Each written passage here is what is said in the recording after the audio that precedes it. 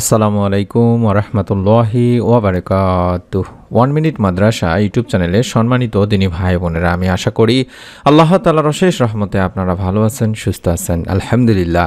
পবিত্র রমজানের আগে এখন থেকেই প্রত্যেক নামাজের সালাম ফিরানোর পরে এই ছোট্ট দোয়া আমলগুলো অবশ্যই করবেন এবং আল্লাহ তাআলার কাছে আপনি যেন পরিবার সংসারে রিজিকে বরকত পান তার জন্য দোয়া করবেন। বিশেষ করে রমজান মাসে যেন কখনোই দেনার মধ্যে, ঋণের মধ্যে বা কোনো জায়গা থেকে যেন আপনাকে অর্থ নেওয়ার প্রয়োজন না হয়, ধার কর্জ করতে যেন না হয়, তার জন্য আপনারা আমলটি করে আল্লাহ তাআলার কাছে বেশি বেশি করে দোয়া করতে থাকবেন।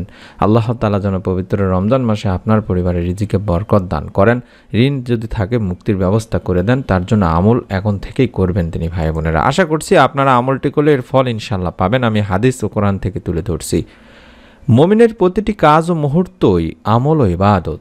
যখন সব কিছু আল্লাহর হুকুম ও রাসূল সাল্লাল্লাহু আলাইহি সাল্লামের সুন্নত অনুযায়ী হয়, তখন সব কিছু ইবাদতে পরিণত হয় এবং সওয়াবযোগ্য হয়।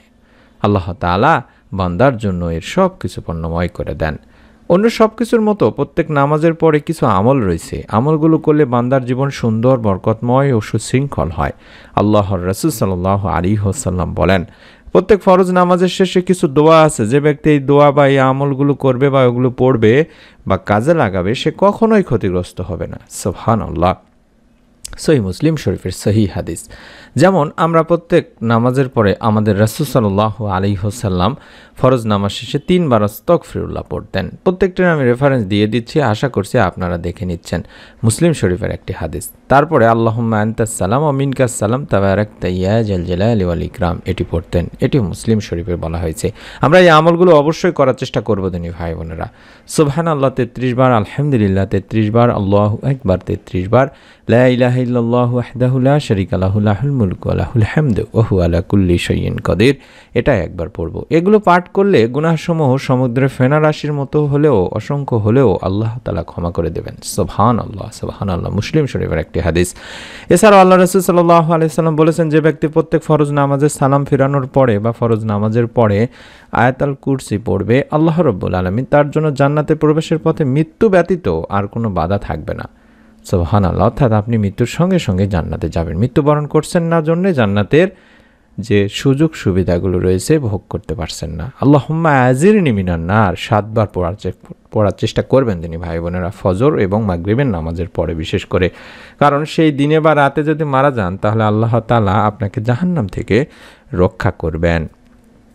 এবং সূরা ইখলাস, সূরা ফালাক, সূরা নাস, এই তিনটি প্রত্যেকটি 3 বার করে পাঠ করবেন, বিশেষ করে ফজর ও মাগরিবের পর। রাসূল সাল্লাল্লাহু আলাইহি সাল্লাম বলেন, সকাল সন্ধ্যা অর্থাৎ ফজর ও মাগরিবের নামাজের পরে এগুলো পাঠ করলে তোমার আর কিছুরই দরকার হবে না। সুবহানাল্লাহ। এবং দরুদ পাঠ করবেন কম করে হলেও 10 বার করে ফজর এবং মাগরিবের নামাজের পরে। কারণ কিয়ামতের দিন রাসূল সাল্লাল্লাহু আলাইহি সাল্লামের শাফাত পাওয়ার জন্য দরুদের আমল বেশি বেশি করতেই হবে তিনি ভাই বোনেরা। রাদিতু বিল্লাহি রাব্বা ওয়া বিল ইসলামি দীনা ওয়া বিমুহাম্মাদিন নাবিয়্যা, এই ছোট্ট দোয়াটি 3 বার করে পাঠ করার চেষ্টা করবেন ফজর ও মাগরিবের নামাজের পরে। এবং এটা পড়লে রাসূল সাল্লাল্লাহু আলাইহি সাল্লাম হাতে ধরে জান্নাতে প্রবেশ করাবেন। আল্লাহ উক্ত ব্যক্তিকে সন্তুষ্টও করবেন। সুবহানাল্লাহ। এবং প্রত্যেক দিন অন্তত 100 বার করে রাসূল সাল্লাল্লাহু আলাইহি সাল্লাম বলেছেন, যে ব্যক্তি দৈনিক 100 বার করে সুবহানাল্লাহি ওয়া বিহামদিহি পাঠ করবে, তার পাপগুলো মুছে ফেলা হয়, যদিও তা সাগরের ফেনারাশির সমান হয়ে থাকে। বুখারী মুসলিম শরীফের একটি সহিহ হাদিস। সুবহানাল্লাহ, সুবহানাল্লাহ। এবং কম করে হলেও আপনাদের কাছে অনুরোধ করছি 3 বার পাঠ করবেন, আল্লাহুম্মা ইন্নী আসআলুকাল হুদা ওয়াত তুকা ওয়াল আফাফা ওয়াল গিনা। আশা করছি এই দোয়ার আমলটিও রমজান মাসের আগে এখন থেকেই প্রত্যেক নামাজের পরে এই দোয়াটির মাধ্যমে আল্লাহ তাআলার কাছে রিজিকে বরকত চাইবেন, ঋণ মুক্তির জন্য দোয়া করবেন। এই দোয়াটিতে আমরা সব কিছুই চাচ্ছি দিনী ভাই বোনেরা। এই দোয়াটিতে আমরা বলছি যে, হে আল্লাহ, হে আমার রব, আল্লাহ আমি তোমার কাছে, আপনার কাছে আমি হেদায়েত, তাকওয়া এবং নিষ্কলুষতা এবং সচ্ছলতার জন্য, ঋণ মুক্তির জন্য প্রার্থনা করছি। সহিহ মুসলিম শরীফের একটি হাদিস। সুবহানাল্লাহ, সুবহানাল্লাহ। আপনাদের কাছে অনুরোধ করছি, আমি দোয়াটি আবারও দেখাচ্ছি, কারণ এই দোয়াটি সম্পর্কে আপনারা হয়তোবা অনেকে অবগত না। যে আমলগুলো শিখিয়ে দিলাম ফরজ নামাজের পরে, সেই আমলগুলো হয়তোবা আপনারা প্রত্যেকে জানেন। তাছাড়া যারা জানেন না, আজকের পর থেকে জানলেন। সেই আমলগুলোর পাশাপাশি আল্লাহুম্মা ইন্নী আসআলুকাল হুদা ওয়াত তুকা ওয়াল আফাফা ওয়াল গিনা, এই ছোট্ট দোয়াটিও কম করে হলেও 3 বার করে পড়বেন।